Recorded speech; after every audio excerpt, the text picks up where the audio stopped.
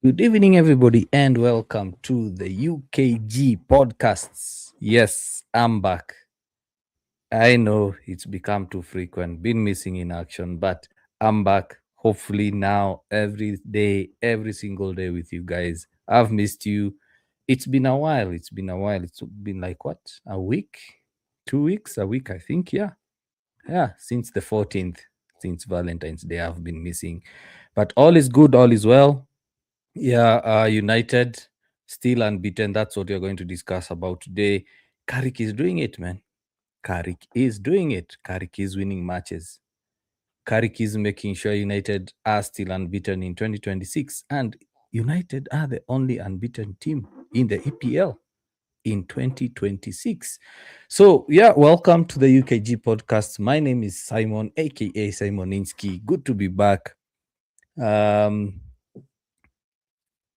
all I'll say is sometimes health is more important and we have to take care of our bodies. So when rest is needed, you have to take it. You have to take it. So, yeah. So today we are going to talk about the Everton game. We're going to talk about Michael Carrick. We're going to talk about United. Carrick has come and has turned the tables, has made sure United are winning again, has made sure United players are playing well again. Yeah, last night I was to do the watch along. Unfortunately, I dozed off. I'll be honest. I'll be honest, guys. I dozed off. I set up the stream, set up everything, made it sure everything is okay. And then I said, let me just take a quick nap before the game because it was at 11. 11, man. I said, let me just wacha nilale tu kidogo tu. Let me just sleep a bit. Of course, took Masai Shuka on the sofa, got comfortable, slept, woke up at around 2:45 when the game had already ended. So sorry guys for not being there for the watch along. So I didn't watch the game live. I'll be honest, I didn't watch the game live, but I made time to watch the game, the replay of the game. That is, I got to watch it, and my view was a bit skewed because when you don't watch the live game, normally you will go watch the highlights, go online, get to read a few comments, a few views. I do listen to a lot of podcasts. I do watch a lot of United podcasts. And by the time I was watching the replay, my views were a bit skewed on the game. I'll be honest. My views were a bit skewed because a lot of guys were saying the performance was not good. It was a very, very poor performance from the team. So when I went to watch that game, the replay, my expectations were to see a poor performance. So my expectations were very, very, very much lowered. But when I watched the game, I was like, not, yes, the performance was not good, but at the end of the day, it's a win. 3 points are important. It was ugly, yes. The performance was ugly, but at the end of the day, United did whatever they needed to do to win. Sometimes you have to grind out results. To be honest, Everton were the better team. Everton were the better team. They had more control of the game. And I forgot to change the title. Sorry, guys. Yeah, Everton had a better game. If we are honest, Everton had a better game. But as I said, my views were a bit skewed when I was watching the replay. But the United performance was not so bad. It was not so bad, considering that Everton were playing a high press. Everton had a low block. United at least tried to create chances. In fact, at first half, United had the most chances created in that game. They were trying. At least for that game, I saw some changes compared to the West Ham game. After the West Ham game, the West Ham reviewer I said one of the things that United lack when dealing with low blocks are late runners towards the box, late runners inside the box. And at least in that Everton game, we did see some late runners. The unfortunate bit is the chances were not quite capitalized. United did not score from those chances. Benjamin Sheshko, once again, super sub. Yeah, there is a debate of of whether he should be starting the games or not. Let me know what you think in the comment section. Do you think Sheshko deserves to start? Because he has scored what now? 5 goals in the last 7 games, something like that. And he is proving that now he's getting used to EPL, he's getting used to the team, the demands, the pressure is not on him, and he's performing. Yeah, a lot of United fans expected him to score the second chance he got. I think he was caught in two minds, like, do I round the keeper? Do I shoot from the first touch, like the first goal he scored? But overall, to me, I think the most important thing is Sheshko is scoring, and it's good to see him at least getting that confident run. Um, I'll I'm of a contrary opinion that Sheshko at least should be getting game time, but not starting. If I'm honest, because I had a what do I call it? I had a moment to think about Sheshko, and one of the things that I got to realize about Sheshko is whenever he starts matches, there is a lot of pressure on him. United fans expect every shot to be a goal, which is unrealistic. He's still young. He came from the Bundesliga. He came to the EPL, which is a much more difficult league compared to the Bundesliga. And for me, the way Carrick is going about giving him game time and allowing him to express himself in those few minutes that he's getting, I think is the right way to go about it.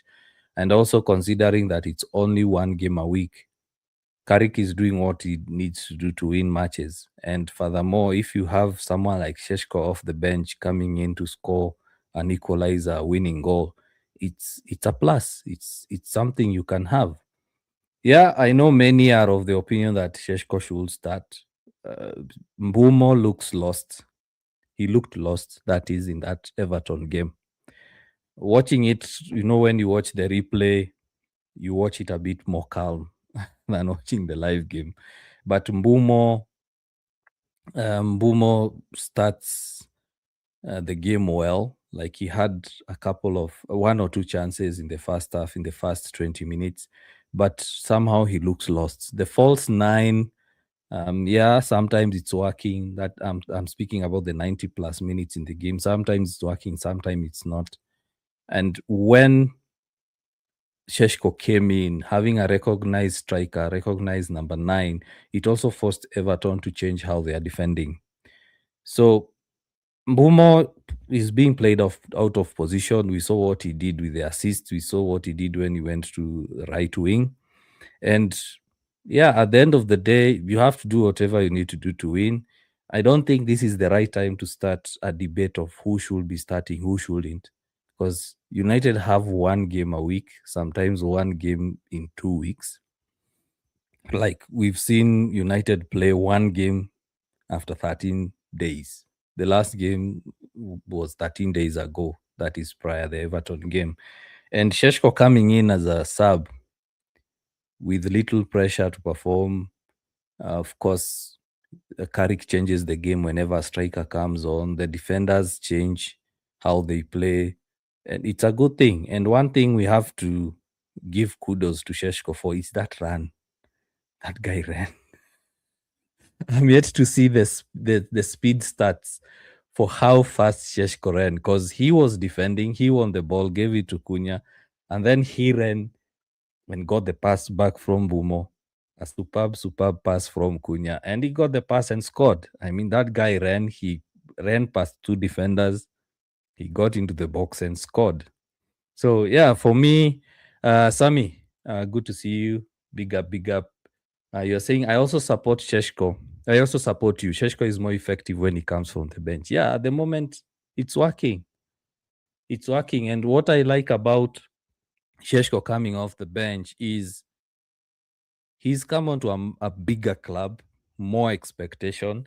I'm sure Sammy and the rest of the guys on TikTok, on Twitch, Facebook, you can agree that whenever a player plays for United, the expectation is higher. The expectation is high. The pressure is high. So, like, every shot, United fans expect every shot to be a goal. Like I saw some guys saying Sheshko is still not good enough. He should have scored that second goal. Yes, he should have. He should have. But even the biggest strikers, the best strikers in the world, like Haaland, they miss such chances. They miss sitters. They miss tap-ins. It happens. It's football. It's football. The most efficient striker will score 3 goals out of the 5 chances they get. That's reality. With United, the pressure is high. With United, you will be scrutinized for passes, you'll be scrutinized for your first touch, you'll be scrutinized for running, for walking, for pressing.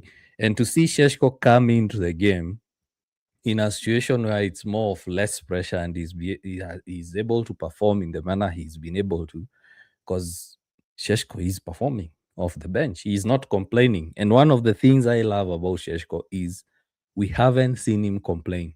He's not on social media like Ganacho or his siblings or father or mother or whoever is aligned to him or close to him coming to social media saying he scored in the last X games, 5 games, 6 games, he should be starting. No, he's just working hard. He's just working hard. Of course, we have a player in the squad, for example, Kobe. A lot of noise was coming out that he should be playing. He wants to leave. He won't sign the contract simply because he's not playing. So Sheshko is also a good example of a model young player. When you get your chance, utilize it, you know? So for me, I'd say Sheshko had a good game. Lamans, we have to talk about San Lamans, man. We have to talk about San Lamans. San Lamans, we have a keeper. We have a goalkeeper. You know, Everton were using Arsenal's dark arts. Corners were more of a wrestling match than actually a set piece. Because Tarkowski was fighting with Yoro, was fighting with Maguire. They were pushing each other. It was more of like disrupting the keeper. And then the guy who's taking the corner tries to lob towards the keeper, hit it direct towards the keeper, hoping that the keeper will be distracted, the ball goes in. But San Lamens was commanding the box. He deserved that man of the match. I was looking at some of the saves he made. I'm sure Nana would have just looked at the ball going in. You know, one thing that usually pisses me off with Onana is when a shot goes towards goal, he will just stand, look at the ball. You remember that Michael Keane shot that San Lamens jumped and tipped over the bar? I'm sure Onana will have just looked at the ball. Because most of the time, Onana, such kind of shots, he used to think that they are going over or wide. And then when the ball goes in, he's like, then he starts pulling his socks, starts adjusting his jersey like this. He used to piss me off. Onana used to piss me off. That guy, I'm glad he's not here. But San Lamens, he was commanding the box, he was making saves, he was organizing the defense. And the fact that Lisandro Martinez was not playing and Yoro had a shaky couple of minutes. When the game was starting, Yoro was nervous. He looked nervous. To me, Yoro looked nervous when the game was starting. You look at also the first like 20 seconds of the game, Lamens made a mistake and it didn't bother him. He was amazing the rest of the game. He was amazing. So San Lamens, you have a good goalkeeper. It also helps the defense when you know that you have someone at the back who can actually stop the ball from going in. He was making saves, low shots. He was going down quickly. You know, for Onana to make the low saves, Onana used to jump up and then go down. So by the time he's going down, the ball is passed and it's a goal. Just go check out his highlights. Check out Onana's highlights. Whenever there is a low shot, Onana jumps up and then goes down. But with Lamens, he's already down. He just goes down immediately. So we have a good keeper. We have a good goalkeeper.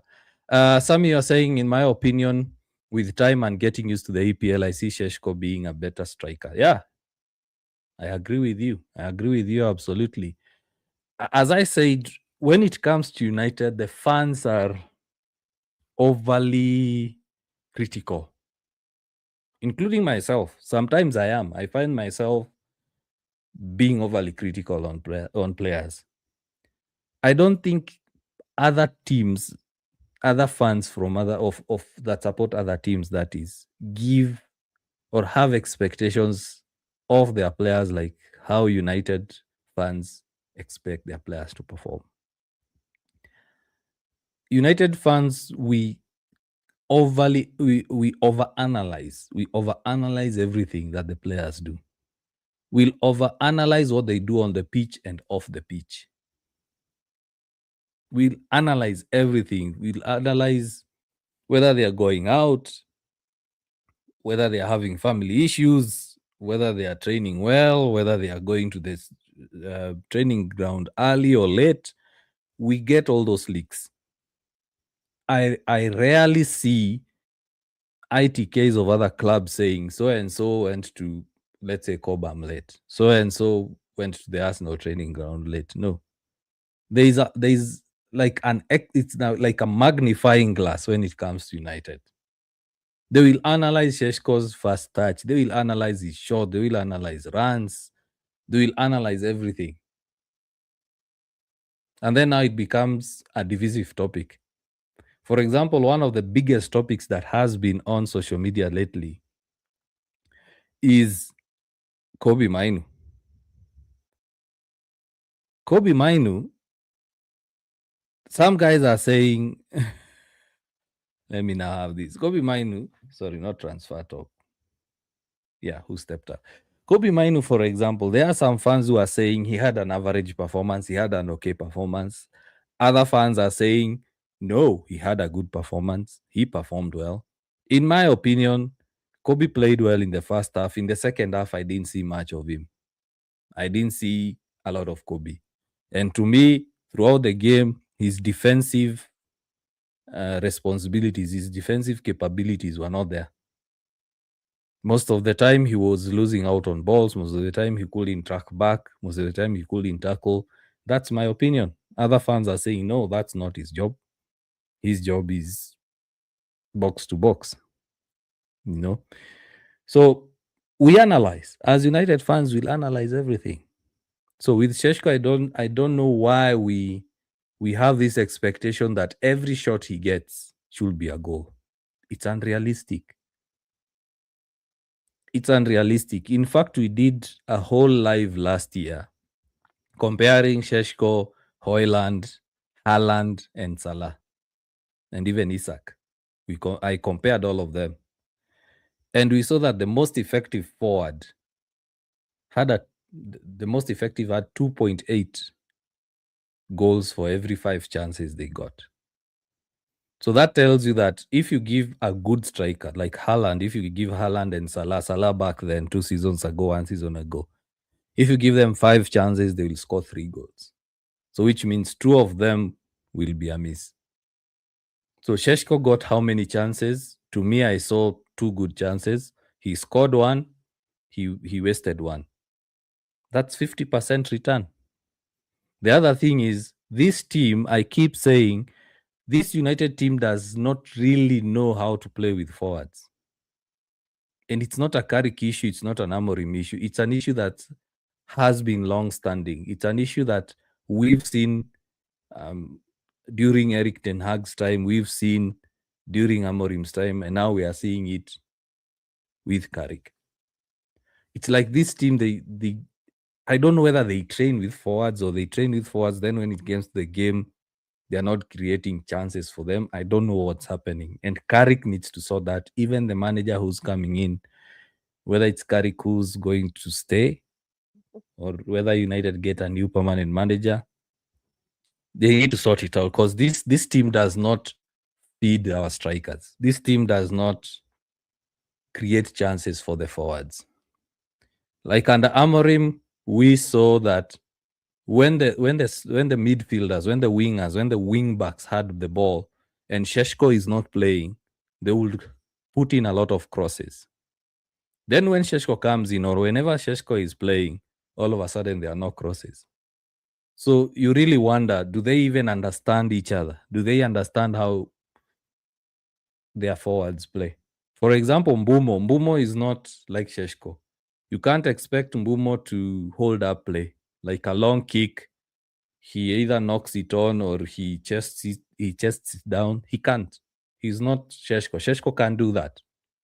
So when Mbumo was playing, Mbumo was getting such kind of balls. And it was easy for Tarkowski, it was easy for Keane to get those balls and defend.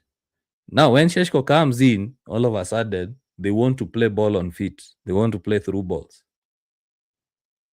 Mbumo thrives with through balls.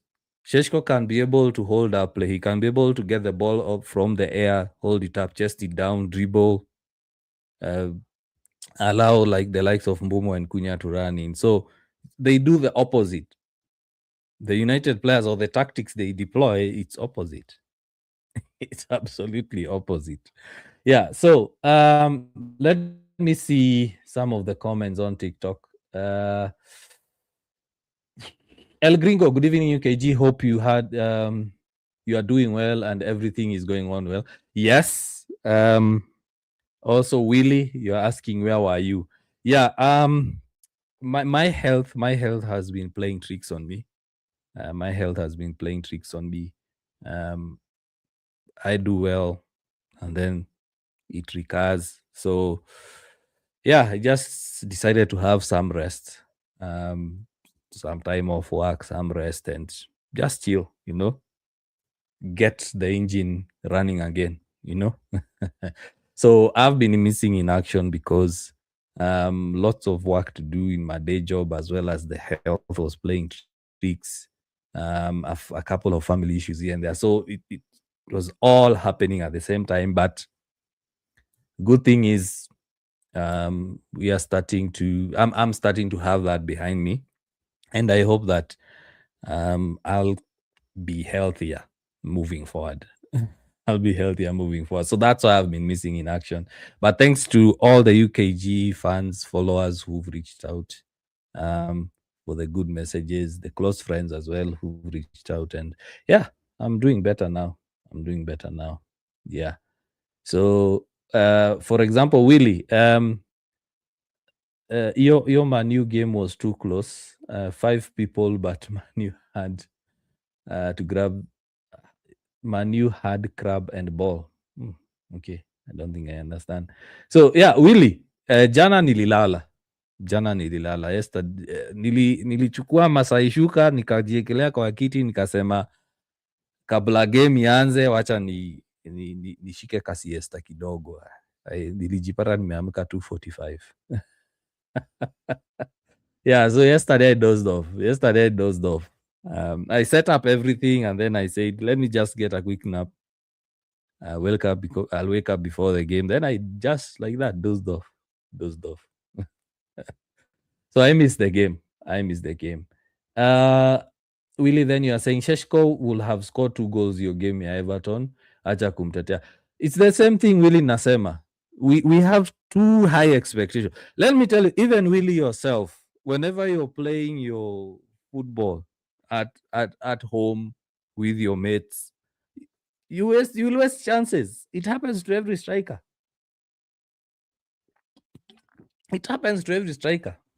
Our expectations are that he scores with every shot. Yes, he had a better chance of scoring, but it's also a possibility, it's a probability that he will waste it. To me, he was caught in 2 minds. Do I lob the keeper? Do I take a straight shot? And I don't get this scenario where atinamtetea. No, I'm just giving my opinion. Really, simtetei. I'm not defending him. I'm just giving my opinion and being realistic. Like, it is what it is. Sometimes players will score. Sometimes players even score goals you didn't expect them to score. For example, like Dogu versus Arsenal, no one expected him to score from there, and he did. Dalot, in that Everton game, took a shot from outside the box, went wide. Were we expecting him to score from there? No. If it went in, would we have counted it as XG? Yes. So, yeah. So, at times, you have also to be a bit realistic. You have to be a bit real. And that's my opinion. You have to be a bit realistic because he's basically 50% return rate. For me, that's a good return. That's a good return. Really, it's my opinion. Simtetei ni opinion tu yangu. It's just my opinion. Ture Osman, you're saying Sheshko has scored more important goals when he comes for the bench. That's true. Big up Ture. Willy Kumbuka Moyes, thanks as a Manchester United player. Nawajua. Willy, uko na typo mob hata sielewi unasema nini bro. Uko na typo mob. Una type ukitembea nini? Are you typing as you're walking?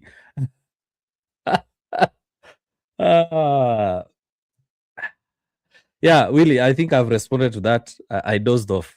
I dozed off yesterday. My bad. I dozed off. I literally dozed off. I was ready for the game. I had set up the live. I had set up the graphics. Everything was set up.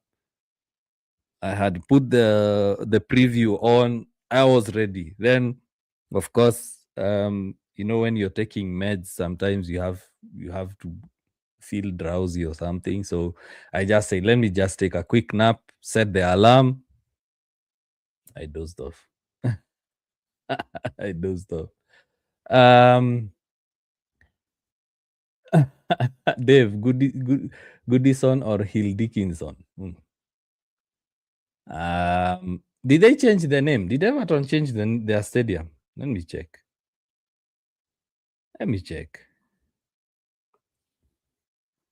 Probably I'm off. I'm living under a rock. I don't know whether. Oh, actually, it's Hill Dickinson. True. Let me change the name. Thanks for the correction. Let me change the name. I'm still living under the rock or under a rock.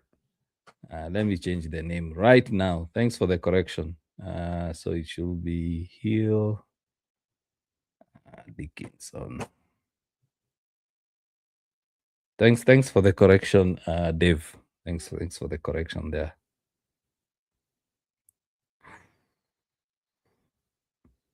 So, as I'm reading the comments, who do you think stepped up? Who do you think stepped up in that game, guys? Who do you think stepped up? For me, Lamens, I think, kept United in the game. Everton were really pushing in those like 10-15 minutes, last 10-15 minutes of the game, and they left their defense wide open. United took the chance and scored. They were pushing. They got what were they like 7 corners in the second half? Like I think 5 corners in the last 10 minutes, 5 or 6 corners in the last 10 minutes, and they were pushing. They were pushing a couple of blocks from United players, and our defense, the United defense, is still, yeah, it's still, yeah, it looks solid, but it's like, let's just block it and then we'll figure it out as we go. At times you find that there are defenders, there are a lot of players in the defensive area, but still Everton are able to get free men to get to the ball. So it's like the responsibilities of defense are not speaking amongst themselves. Most of the time in that kind of a situation, it's not the coach to assign roles. It's the players themselves to organize. Like most of the teams, what I've seen most teams do is the captain or the goalkeeper or one of the leaders in defense usually assigns players, or the players talk with each other like, hey, I'm with this guy, go pick that guy. But those 10 minutes, it was chaos in that United box. It was really, really chaos. I find that players sometimes I saw like Mazraoui was with Casemiro and was with Dalot, or Mazraoui, Mainu, Dalot are close to each other, and then there are Everton players around them. They are not really picking up. It's like they are doing a zonal marking instead of a man marking, and Everton were able to pass around, get it wide, and cross it in. Cunha did a good block. He had a very, very good block. And if you look at that phase of play, by the time Cunha was blocking the ball, the defense was all over. No one was picking anyone.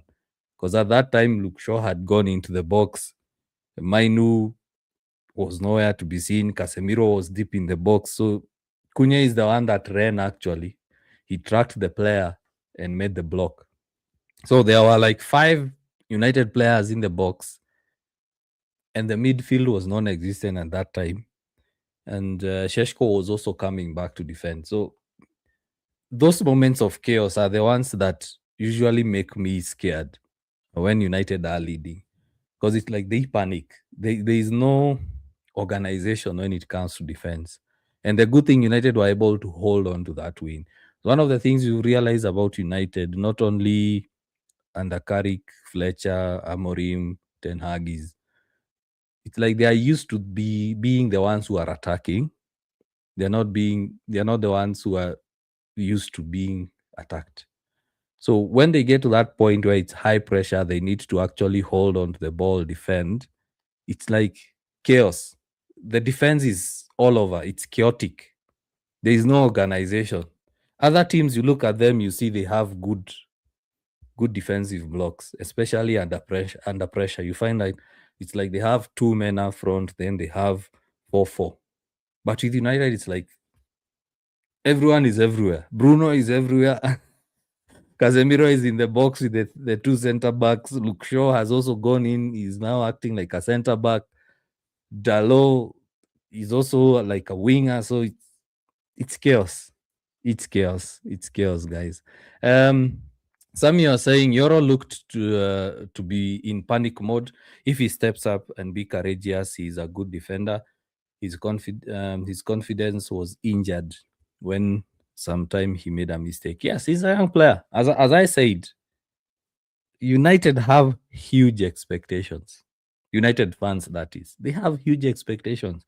Just 1 or 2 mistakes. I don't know whether they comment online because they want impressions, they want to rage bait guys, but Euro is still young. He's what now? 19, 20? He's a very young defender.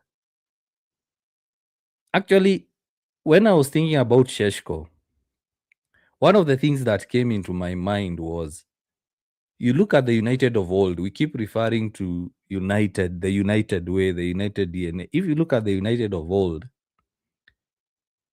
after that class of 92, most of the young players were coming off the bench. They were not starting games.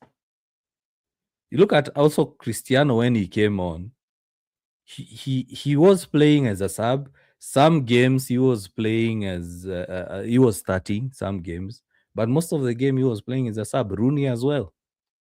There were games he was starting. There are some other games he was coming off the bench, and the experienced players were the ones that were actually playing. You look at United right now. Yes, they are signing young players, but you look at the experienced players. Very few of them can perform on the pitch. For example, Kobe Mainu is 20. Ugarte is 25, 26. Who should be starting based on experience? It should be Ugarte who's starting. Then Kobe comes off the bench as he's growing towards the role. Right now, we have young players coming from the academy, coming from other clubs, and we expect them to perform as if they are in their prime, 25, 26. And defenders, we know that defenders, the prime age of a defender is starting at 26.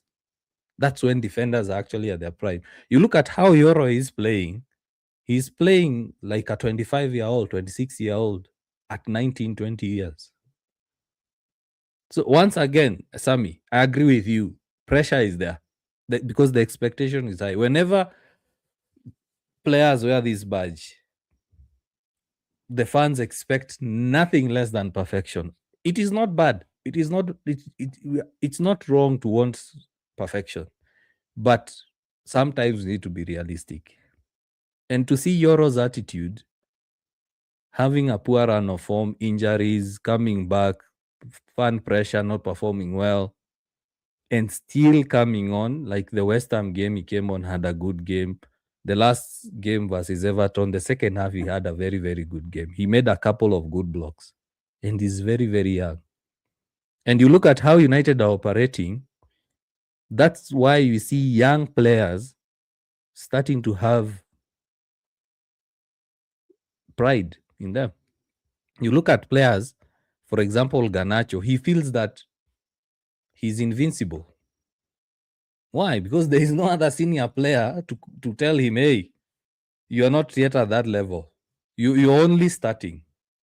You look at Sheshko, which striker is he learning from? You look back then, when Rooney was starting at United, he had very good forwards he was learning from. You look at Phil Jones, you look at Smalling, they had Vidic and Ferdinand. They were learning from them. So whenever the pride was coming into into them, they were being told, no, you're only starting. You're not there yet. You're not there yet. You look at United right now, the experienced players are who? Bruno, Casemiro. Okay, Dalot, we can say he's experienced. Maguire. Yeah, at least Euro can learn from Maguire. Can learn from Martinez. Heaven can learn from them too. So we have young players like Garnacho acting out that way. It's because they didn't have senior players, experienced players who tell them, bro, just because you scored an overhead kick versus Everton doesn't mean you've actually made it in this club. Win 1 or 2 titles, then we can start talking. We can start having a discussion whether you are the next Cristiano or you are Cristiano's region. No. So our expectations are high. Our expectations are very, very high because young players are coming in. We expect them to play at a level of the likes of Rooney, Ronaldo, Scholes. No, they can't. They are simply young players. Imagine we are looking at Kobe. We are saying Kobe is good. But let's be honest. Do we think Kobe is as good as Scholes? Kobe is as good as Carrick? Kobe is as good as Fletcher? Is he as good as them at the same age? But for him to become good, for him to become a better player, he needs to shadow someone. He needs to learn from someone. For example, right now, if United were to bring a number 10, while Bruno is at the club, a young number 10, that young number 10 can learn from Bruno. They can watch Bruno in training, they can watch Bruno during the game, and then they see, yes, this is how a number 10 at Manchester United should play. Sheshko has no one to learn from. Sheshko has no one to learn from. So, yeah, expectations are high. But Euro, to me, one of the players that stepped up. Another player that I believe stepped up, although it might not be seen, is Cunha. Cunha really, really stepped up. Especially in those last 15 minutes of the game, Cunha was all over the pitch. He was attacking, he was defending. When United scored, he was trying to hold up play. He really, really played his heart out. He really played his heart out. So Cunha also stepped up. A couple of players that I was disappointed with, as I mentioned, I expected more from Kobe Mainu. Once again, I said I'm culprit. I'm also a culprit of expectations. But in the second half, I didn't see quite much from him. Casemiro as well. There were moments in the game where he was missing. Sure, he was a bit solid from time to time, but most of the time during that game, I really didn't see much of him. I think the high press was too much for him at times. Mbumo, as I mentioned, playing him as a 9, a false 9, most of the time he seemed lost. And I don't understand Carrick's tactic. Because at times it's like United don't have a forward. Because you see Mbumo on the left, you see Ahmad is in the center, you see Cunha is at the back, Bruno is on the right. So we don't see a forward that can receive a ball from deep. So I really don't understand that tactic. I don't understand why Carrick is insisting on it. But yeah, that's it is what it is. But anyway, the unbeaten run still continues. United is the only team in the EPL to stay unbeaten in 2026. All other teams have lost at least a game in 2026. United are still unbeaten in the EPL, and the form is good. United are back in the top 4. Liverpool are pushing. Chelsea dropped points, and United are 3 points behind Aston Villa. Anything can happen. Anything could happen. We don't know whether City will have the 115 charges case be decided soon, because I'm seeing reports that they might be docked 40 to 60 points. We don't know whether they will lose points this season. We don't know whether they will draw games, because they are pushing to dislodge Arsenal from there. So, yeah, the unbeaten run continues. Let me read some of the comments quickly. Sammy, thanks, man. You're being very, very active on YouTube. You are saying, but playing alongside experienced defenders like Maguire, Lisandro, I think his confidence will be back. Yes, my point exactly. These young players that are coming to United need to learn off from someone. They need to be shadows of experienced players. A young squad is good. Trust me, a young squad is good. You can win things with a young squad. You can build a very, very young squad that can go on to win you titles for 5 to 6 years, 10 years. But as you're bringing other young players, you need to bring them into that culture, into that philosophy where they learn from other experienced players. We've been complaining about the culture of United being eroded, but have we really thought where it started from? You look at the squad that Fergie left,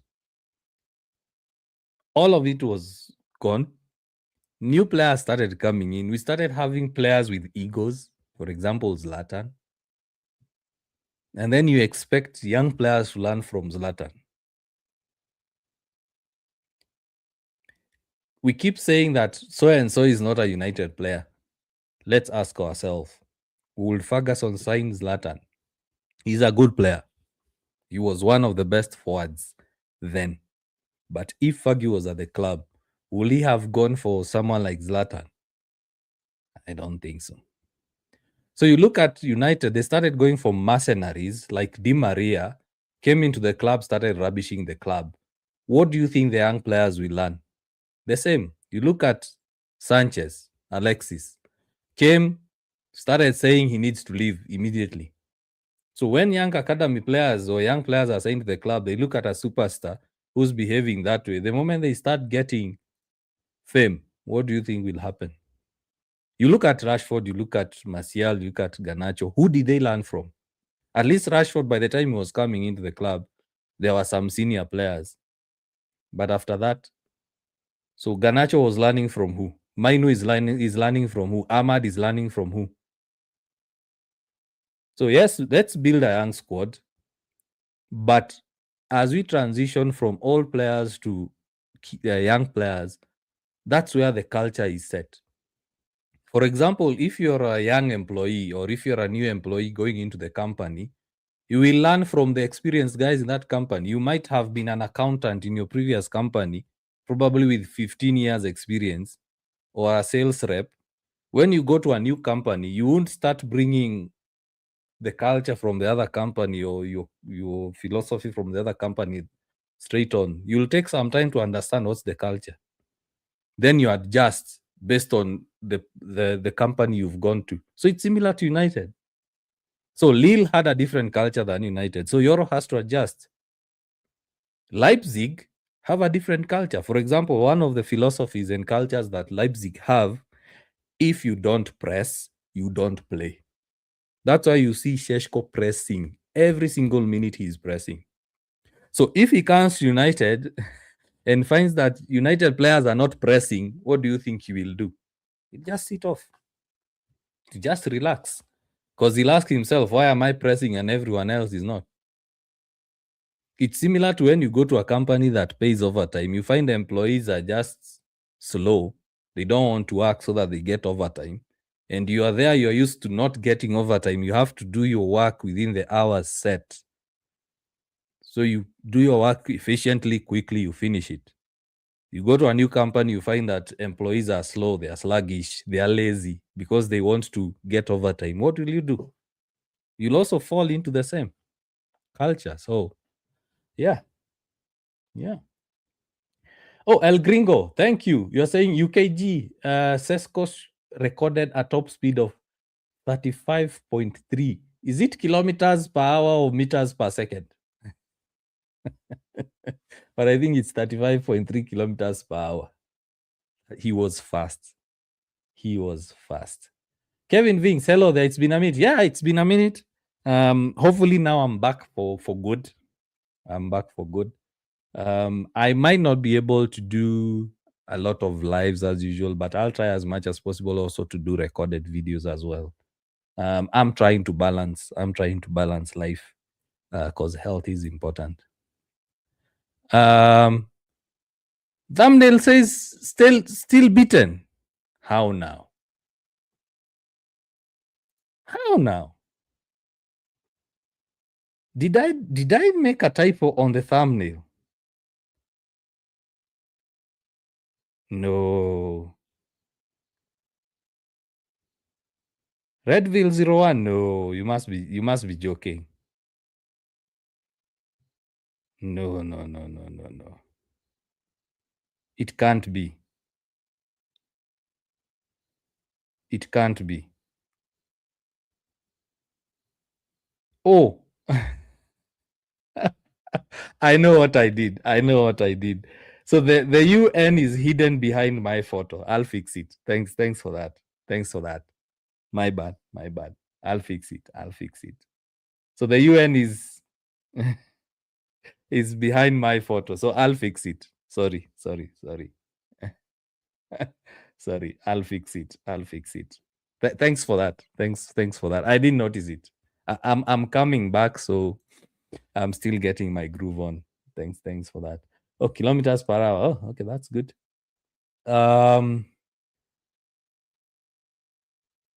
Yeah, I thought Dickinson is the new Everton stadium.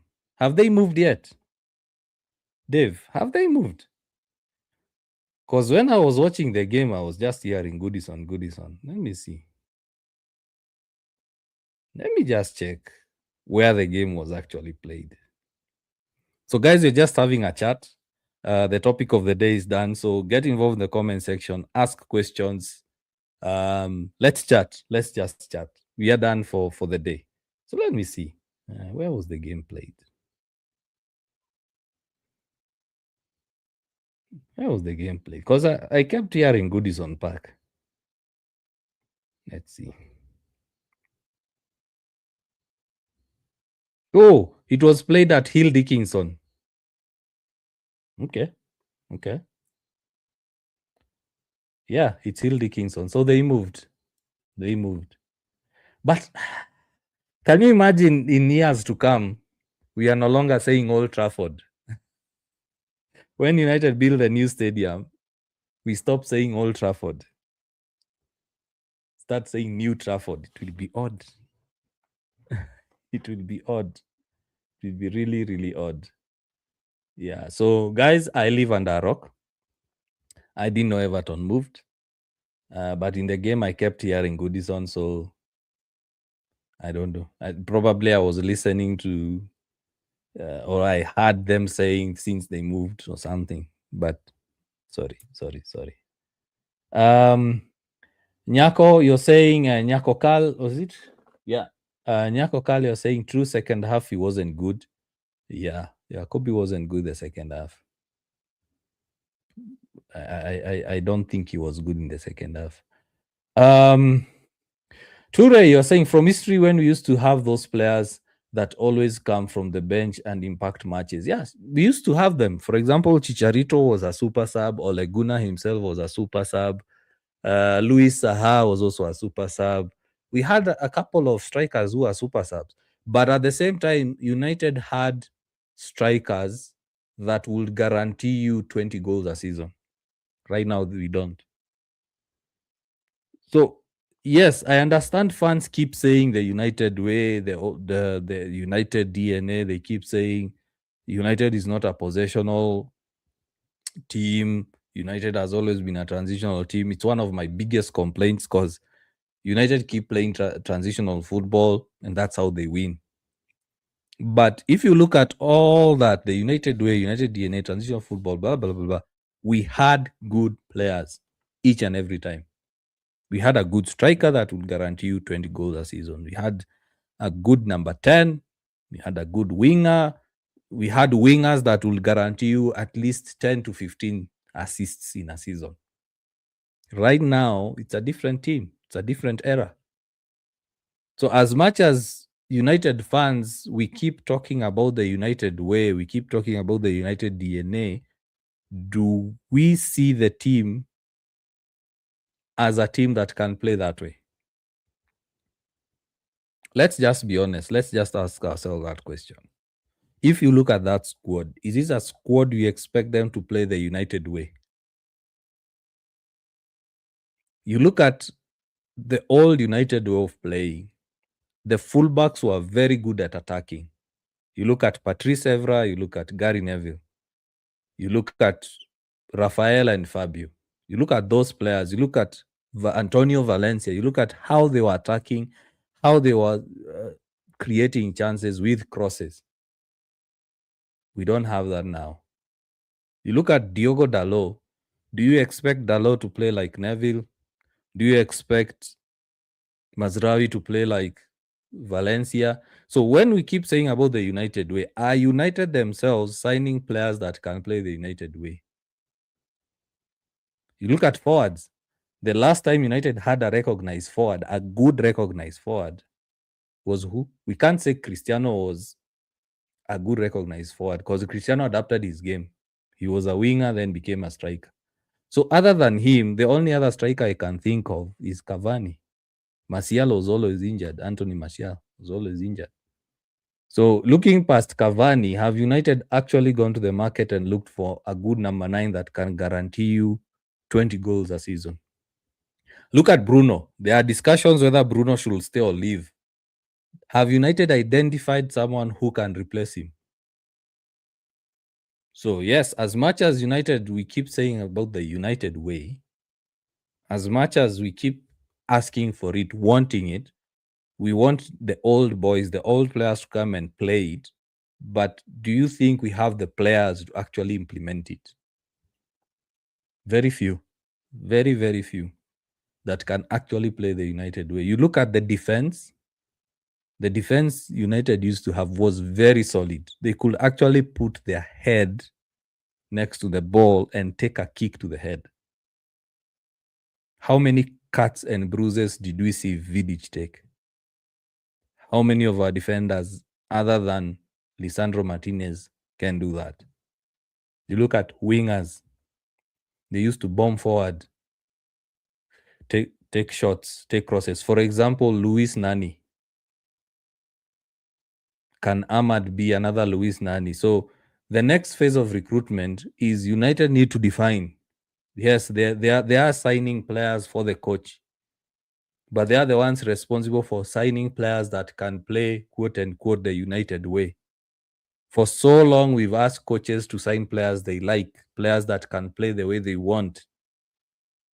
And the good thing is we're already seeing some benefit of the new setup. The 3 new forwards, the 3 new players, let's say 4. The 4 new players signed last summer contributed to that huge win, that Everton win. Sane Lamens was solid in goal, kept a clean sheet. Cunha, Mbumo, Sheshko combined for the goal. So we need to see that sort of recruitment going on. Because we can't afford to have players coming into the club for money, just for the name, just being say that, oh, he plays for United and that's it. No, we need to sign players that actually want to play for the club, that actually play, quote unquote, the United way. Yeah. Let me see whether there's any other comment. We are out to end the live.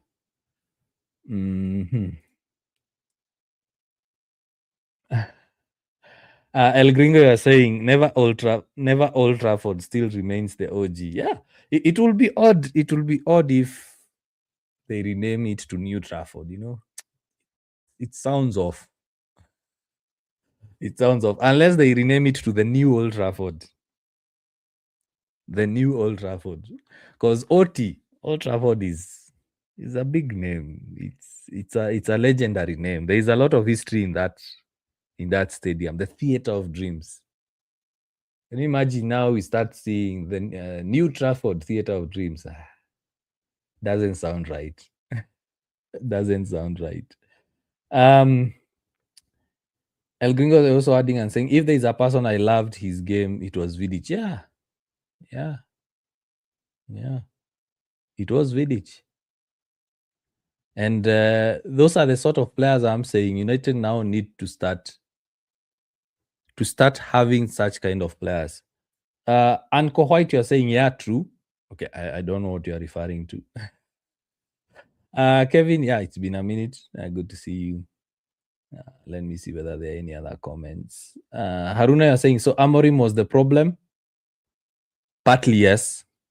Partly, yes, he was the problem. Problem is not yet gone, Haruna. You're taking me back to a discussion that we've already had and we need to move past it. Amorim was sacked how many weeks ago now? Why are we still discussing about him? If you want to take me back, take me back. But I will say, and I will always insist, he was part of the problem. We should not start saying that he was the only problem. No, he was not. He was part of the problem. And as I've said, I don't know why guys keep referring to him and he's left. It's like you and your ex have broken up, but you're still hooking up. Then get back together then. Actually, guys like me who supported Amorim, we've moved on. We've moved on.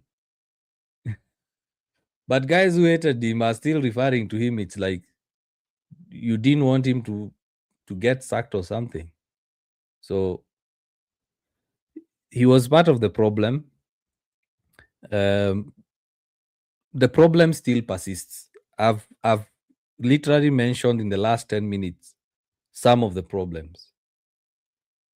The squad is still not good enough to play the United way. Carrick has also mentioned it.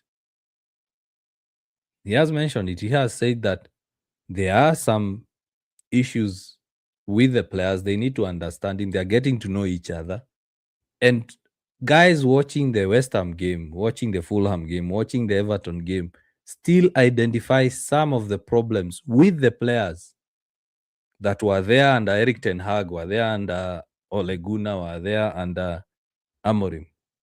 We are still seeing them. For example, one of them is United don't know how to play with forwards. They don't create enough chances for forwards. They don't create enough chances for forwards. So should we now start saying Carrick was the problem because United are not scoring a lot of goals? My question to you, Haruna. United are also missing chances, a problem that was there under Amorim, a problem that was there under Eric Ten Hag, a problem that was there under Ole. There are still some fundamental issues, problems in that team that need sorting out. There are still issues with the leadership, from the top all the way to the football leadership. United haven't identified the next manager. United haven't identified which players to sign to replace outgoing players, to replace positions that are not yet replaced. So when you think that the coach was the only problem because United right now are winning, then you have short-termism. You're thinking about now. Right now, as I said, Carrick just needs to keep doing what he doesn't have to think about transfers. He doesn't have to think about tactics. He doesn't have to think about philosophy, about long-term goals. He only has to think about the next game. For example, the next game is Palace on Sunday. So he does not have time to sit around with the board and ask them, who are you going to get me over the summer? No, he needs to focus on winning games. Now, the true test of this squad is when now the next manager comes in and says, this is how we are going to play. Remember, Eric Ten Hag came in with a different set of players, tried to play his way. He couldn't. He went back to the quote-unquote United way of playing. It worked, and then it did not work. Some players that played under him are playing now. And you are still seeing the same issues that were there under Eric Ten Hag. For example, you look at that Everton game, United were slow in possession, similar to what we saw under Eric Ten Hag, similar to what we saw under Amorim. They were holding on to the ball for too long. And if you notice, most of my watch alongs, I keep saying they are holding on to the ball for too long. They are slow in terms of passing that ball. We still have players that cannot control the ball. For example, Dalot, you know that he's erratic. He can have one good touch, 4 bad touches. We still have players that are losing a lot of possession. For example, Kobe lost a lot of possession the second half. Bruno, we know very well, loses possession. Those are fundamental issues that you cannot really blame a coach for. The coach is responsible for the tactics. When it comes to not winning games, when it comes to not performing well, in that context, I can say Amorim was the problem. But we will actually know this squad, how good it is with the next manager. Because remember, I said this in the Fulham game and I got scolded for it. I said, no, after the West Ham game, I said, actually both games, I said, teams now are starting to get scouting data on Carrick. They are starting to get how he's profiling players, how he's playing players in certain position. They are scouting. They have enough data. The first few games, they didn't have data. City didn't have data. Arsenal didn't have data. Fulham had a bit of data. So for them to understand how Carrick sets up his team, they had to go to his Middlesbrough days and probably when United were playing under him as interim. So as the games progress, the opponents are scouting. As much as Carrick is scouting, the opponents are also scouting him.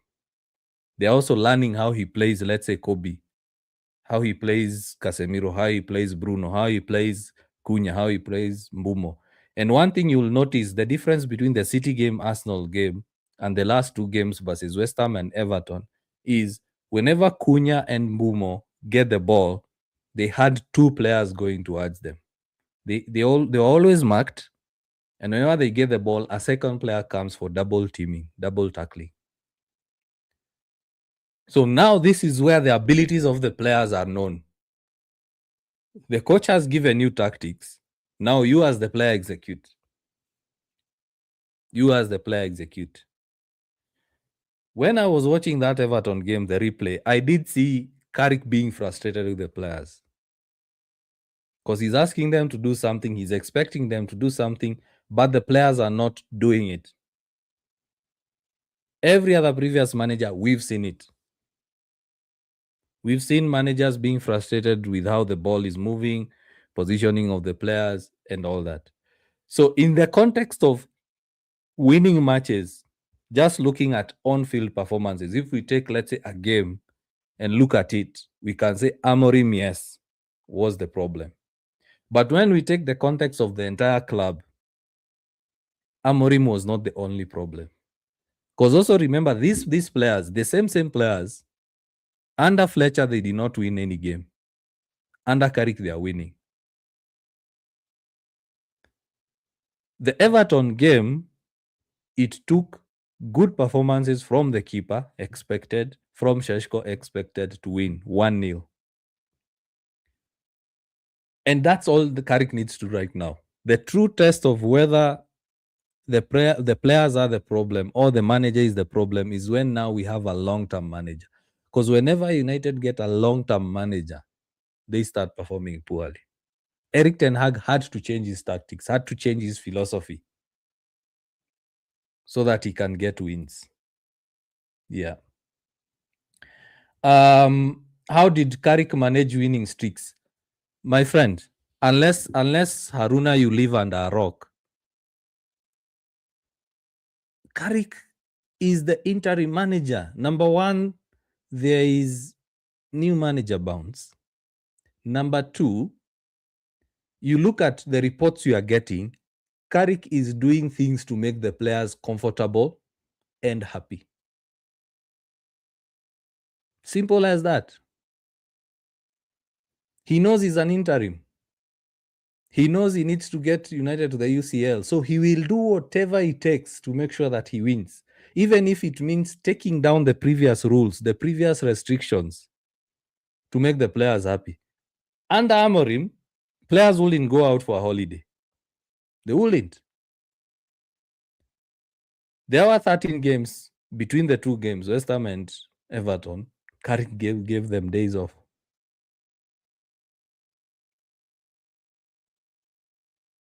It's more or less like you go to a company and then the employees start telling you the previous boss was like this, we did not like this.